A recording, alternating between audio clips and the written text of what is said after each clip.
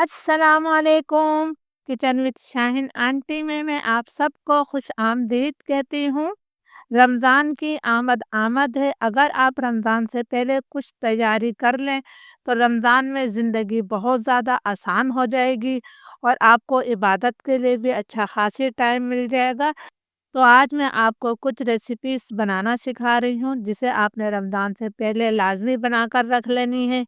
ये मेरे पास 2 किलो छिली हुई मटर है, तो मैं आपको सबसे पहले मटर को सेव करने का तरीका बताऊँगी। मटर आपने सेव करने के लिए कौन-सी वाली लेनी है, तो आपने ये वाली मटर लेनी है जो हल्के कलर की होती है और उस पर सफ़ेद-सफ़ेद से निशान होते हैं। जो डार्क कलर की मटर होती है, उस मटर को सेव मत कीजिएगा। ये देखिए इसमें कितने भरे हुए और मोटे-मोटे से दाने हैं। इस मटर को जब आप सेव करेंगे तो मेरी गारंटी है जो तरीका मैं आपको बताऊंगी, ना तो आपके मटर का कलर ख़राब होगा, ना ही इसमें से किसी किस्म की स्मेल आएगी। ये थोड़ी सी मटर मैंने आपको दिखाने के लिए रोक ली थी। तो चलिए सबसे पहले मैं आपको मटर सेव करना सिखाती हूँ। एक पतीली में मैंने पानी को गर्म करने के लिए रख दिया था। पानी हमारा अच्छे खासा गर्म हो गया है, लेकिन आप देख सकते हैं कि इसमें उबाल नहीं आ रहा है। तो आपने भी पानी सिर्फ इतना ही गर्म करना है। अब 2 किलो मटर के लिए मैंने 1 खाने का चम्मच भरकर इसमें चीनी शामिल करी है। आधा खाने का चम्मच हमने इसके अंदर नमक शामिल कर दिया है। ये 2 वो चीज़ें हैं जो आपकी मटर को ख़राब नहीं होने देंगी और इनका कलर हरा-भरा ही रहेगा। अब हमने इसके अंदर मटर शामिल कर दी है। मटर को हम सिर्फ़ 1 मिनट तक पकाएँगे, बहुत ज़्यादा आपने इसे गर्म पानी में नहीं रखना है। मटर को पानी में डाले हुए 1 मिनट हो गया है और आप देख सकते हैं कि 1 मिनट में ही तमाम मटर जो है ऊपर आ गई है। दूसरे बाउल में मैंने ठंडा यख पानी लिया है और साथ ही मैंने इसमें बर्फ़ भी शामिल करी है। इसके अंदर आपने मटर निकाल कर डायरेक्ट डाल देना है। इस तरह मटर की जो है कुकिंग का अमल रुक जाएगा और आपकी मटर का कलर जो है 1 साल बाद भी ख़राब नहीं होगा। तो मैं तमाम मटर पानी से निकाल कर ठंडे पानी में डाल देती हूँ। बर्फ़ वाले पानी में मटर को डले हुए 1 डेढ़ मिनट हो गया है। अब हमने इस मटर को पानी से निकाल लेना है और एक छन्नी में डाल देना है। आपने तमाम मटर निकाल कर छन्नी में डाल देनी है। तमाम मटर मैंने पानी से निकाल ली है। अब मैं इसे आधे घंटे के लिए पंखे की हवा के नीचे रख दूँगी और ताकि जो है इसका तमाम पानी निकल जाए। आपको किसी कपड़े पर डालकर इसे खुश्क करने की ज़रूरत नहीं है, सिर्फ़ हमने इसका तमाम पानी निकालना है। छन्नी में रखकर मैंने इसे आधे घंटे के लिए पंखे की हवा के नीचे रख दिया था। मटर का तमाम पानी निकल गया है और ये खुश्क हो गई हैं। अब आप इसे सेव कर सकते हैं, तो मैंने ज़िप लॉक बैग लिया है। आप किसी कंटेनर में या आम थैली में भी डालकर इसको सेव कर सकते हैं। अपनी ज़रूरत के मुताबिक आपने थैलियाँ बना लेनी है। ये देखें जिस तरह मैं बना रही हूँ, मैंने अपनी ज़रूरत के मुताबिक मटर इसके अंदर एक थैली में डाल दी है। इसके अंदर एयर बिल्कुल भी नहीं रहनी चाहिए। अब मैं इसके लॉक को टाइट लॉक कर देती हूँ। मैंने इसको अच्छी तरह से लॉक कर दिया है और इसकी तमाम एयर भी निकाल दी है। इस तरह मैं बाकी मटर को भी सेव कर लेती हूँ। इस मटर को मैं डीप फ्रीज़र में रखूँगी और जब जी चाहेगा इसका मैं इस्तेमाल करूँगी। माश की दाल के दही बड़े रमज़ान में बहुत ज़्यादा शौक से खाए जाते हैं, तो आज मैं आपको वो भी बनाना सिखा रही हूँ। इसके लिए मैंने 1 कप यानी कि 200 ग्राम माश की धुली हुई दाल ली है और उसके अंदर मैंने 50 ग्राम यानी कि क्वार्टर कप मूंग की धुली हुई दाल शामिल कर दी है। मूंग की दाल डालने से दही बड़ों का जायका कई गुना बढ़ जाता है। इन्हें मैंने अच्छी तरह से साफ़ करने के बाद 5-6 घंटे पहले भिगो दिया था। भीगने से दालें हमारी अच्छी तरह से नरम हो जाती हैं। आजकल ठंडा मौसम है, आप इन्हें सारी रात के लिए भी भिगोकर छोड़ सकते हैं। अब हमने दाल का पानी निकालना है, तो एक छन्नी में मैंने तमाम दाल डाल दी है। इस तरह दाल का तमाम पानी निकल जाएगा। इसे मैं 5 मिनट के लिए छोड़ देती हूँ।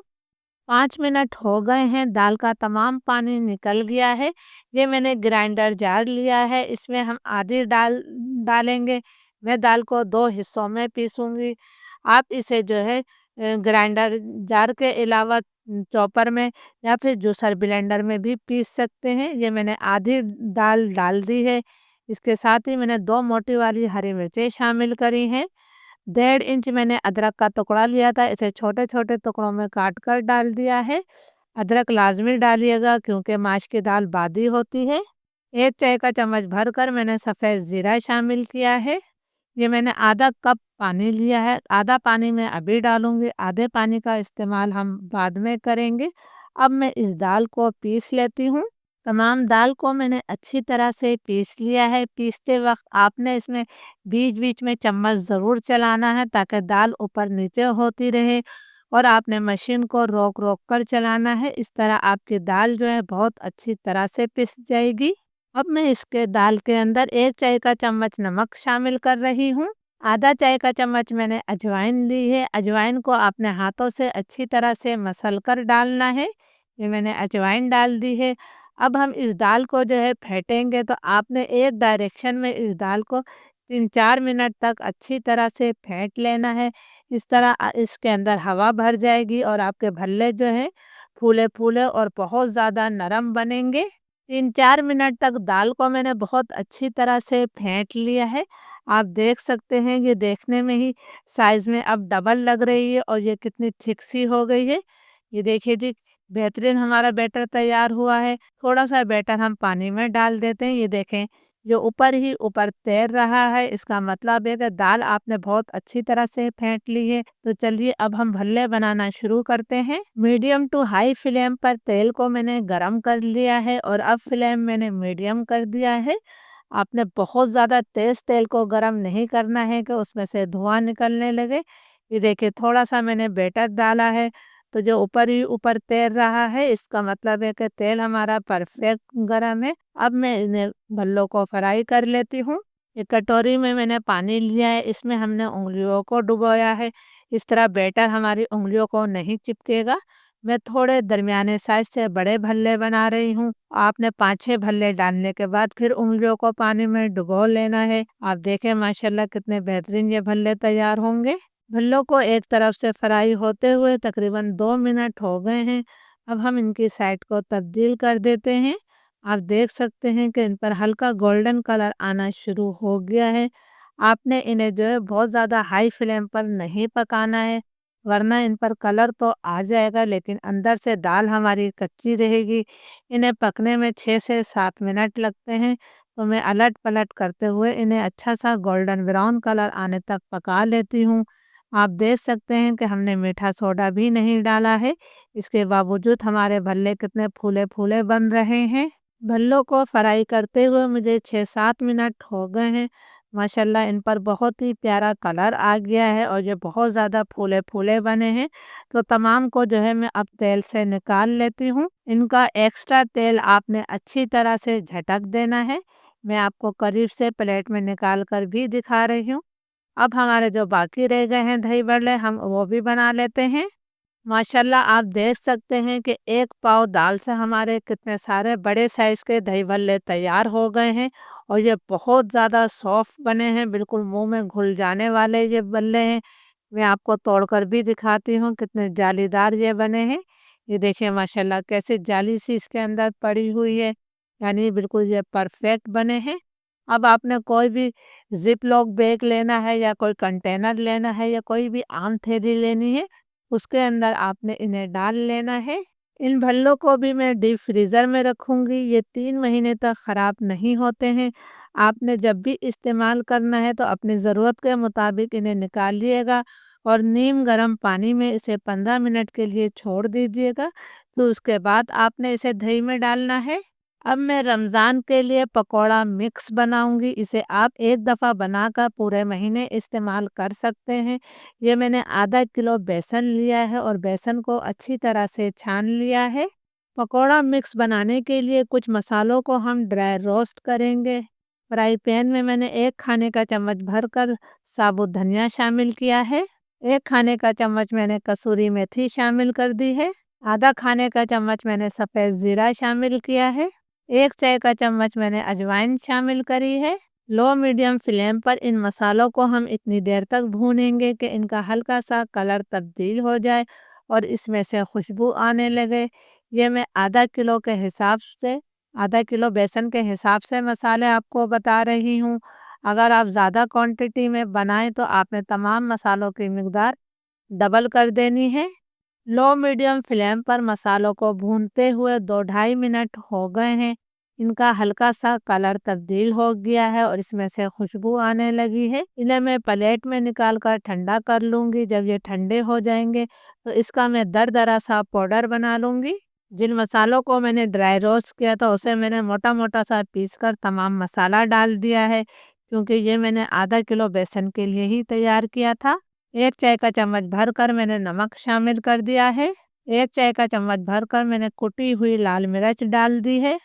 1 चाय का चम्मच मैंने लाल मिर्चों का पाउडर शामिल किया है। आधा चाय के चम्मच से थोड़ा कम मैंने हल्दी पाउडर शामिल किया है। इससे पकौड़ों में कलर बहुत अच्छा आता है। अब अगर आप चाहते हैं कि आपके पकोड़े बहुत ज़्यादा क्रिस्पी बने तो इसके अंदर आपने 3 खाने के चम्मच भरकर जो है चावल का आटा शामिल कर देना है। इससे आपके पकोड़े बहुत ज़्यादा क्रिस्पी बनेंगे। अब तमाम चीज़ों को मैं अच्छी तरह से मिक्स कर लेती हूँ। ये पकोड़ा मिक्स आपकी ज़िंदगी को बहुत ज़्यादा आसान कर देगा। आपने आलू के, पालक के, बैंगन के कोई से भी पकोड़े बनाने हैं तो हस्बे ज़रूरत ये बेसन लेना है। पानी डालकर आप इसे घोल लीजिएगा। आप चाहें तो इसके अंदर थोड़ा-सा मीठा सोडा भी डाल सकते हैं। तमाम चीज़ों को मैंने बहुत अच्छी तरह से मिक्स कर लिया है। अब आपने कोई भी एयर टाइट कंटेनर लेना है और उसके अंदर ये तमाम बेसन डाल देना है। ये पकोड़ा मिक्स आपका 1.5-2 महीने तक ख़राब नहीं होगा। आप आसानी से इसे इस्तेमाल कर सकते हैं। अब हम रमज़ान के लिए स्पेशल चाट मसाला बनाएंगे। ये मसाला आप किचन में मौजूद चीज़ों से ही बना सकते हैं। बहुत कम बजट में बहुत ज़्यादा जायकेदार और खुशबूदार ये मसाला तैयार होगा। तो आप लोग इस रेसिपी को भी ज़रूर ट्राई कीजिएगा। इसके लिए फ्राई पैन में मैं 2 खाने के चम्मच भरकर साबुत धनिया शामिल कर रही हूँ। 2 खाने के चम्मच भरकर ही हम इसके अंदर सफ़ेद ज़ीरा शामिल कर देते हैं। 1 खाने का चम्मच मैंने इसके अंदर काली मिर्चें डाल दी हैं। 1 चाय का चम्मच मैं इसके अंदर अजवाइन शामिल कर रही हूँ। 4 हमने इसके अंदर लौंगे डाली हैं। 1 मैंने दालचीनी का टुकड़ा शामिल किया है और ये मेरे पास है सौंठ, जिसे जो है सूखी अदरक भी कहते हैं। ये आप ज़रूर डालिएगा, इससे चाट मसाले में बहुत अच्छी खुशबू और जायका आएगा। और ये मेरे पास 50 ग्राम साबुत गोल मिर्चें हैं। ये 25 से 30 साबुत गोल मिर्चें हैं। फ्लेम मेरा लो टू मीडियम है। लो मीडियम फ्लेम पर इन तमाम मसालों को हम इतनी देर तक भूनेंगे कि इनका हल्का सा कलर तब्दील हो जाए और इसमें से खुशबू आने लगे। तमाम मसालों को मैंने 2.5-3 मिनट तक भून लिया है। इनका हल्का सा कलर तब्दील हो गया है और इनमें से बहुत प्यारी खुशबू आ रही है।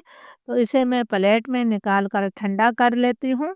मसाले हमारे ठंडे हो गए हैं। इसके अंदर जो मैंने सूखी अदरक यानी सौंठ डाली थी वो बहुत ज़्यादा सख्त होती है, तो उसको मैंने कूट कर डाल दिया है। अब हम इसके अंदर आधा चाय का चम्मच टाटरी शामिल कर देते हैं। ये छोटे छोटे से सफ़ेद दाने होते हैं। 1 चाय का चम्मच ऊपर तक भरकर आपने रेगुलर नमक डाल देना है। 1 चाय का चम्मच ही फुल भरकर आपने काला नमक शामिल कर देना है। 1 खाने का चम्मच आपने इसके अंदर चीनी शामिल कर देनी है। 1 खाने का चम्मच फुल भरकर आपने इसके अंदर पिसी हुई खटाई, जिसे आमचूर पाउडर कहते हैं, ये शामिल कर देनी है। और तमाम चीज़ों को आप अच्छी तरह से मिक्स कर लीजिएगा। ये मैंने ग्राइंडर जार लिया है। अब तमाम मसाले मैं ग्राइंडर जार में डाल दूंगी और इसका हमने फाइन पाउडर बनाना है। ये हमारा बेहतरीन चाट मसाला होममेड तैयार हो जाएगा। इसका अब मैं पाउडर बनाकर लाती हूँ। हमारा बेहतरीन होममेड चाट मसाला तैयार है। इस चाट मसाले को भी आपने किसी कंटेनर में भरकर रख लेना है। ये आपके रमज़ान में बहुत ज़्यादा काम आएगा। इजाज़त दीजिए। अल्लाह हाफ़िज़।